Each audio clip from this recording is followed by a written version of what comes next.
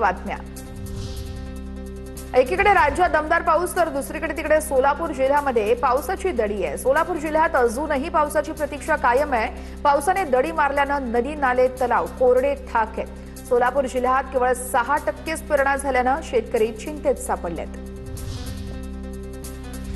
फळ पीक विमा योजनेमध्ये बोगस विमा घेणाऱ्या शेतकऱ्यांना 5 वर्ष काळ्या यादीत टाकलं जाईल। कृषी विभागाचे आदेश आहेत। ही योजना संत्रा, मोसंबी, डाळिंब, चिकू, पेरू, लिंबू, सीताफळ, द्राक्ष, हळद, अंजीर या फळांसाठी असणार आहे।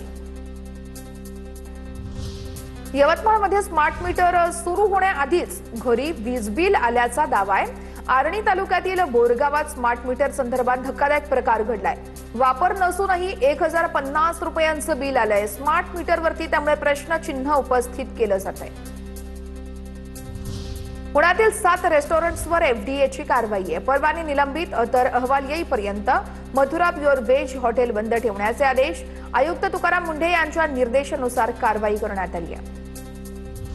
नागपूरमध्ये अन्न आणि औषध प्रशासनाची कारवाई। गोरी ब्युटी क्रीममध्ये विषारी पारा आणि शिसे असल्याचं सिद्ध झालंय। या धोकादायक उत्पादनांची विक्री तातडीने बंद करण्याचे निर्देश आहेत। गोरेपणाचे स्वप्न दाखवून विकली जाणारी ब्युटी क्रीम धोकादायक असल्याचं उघडकीस आलेलं आहे।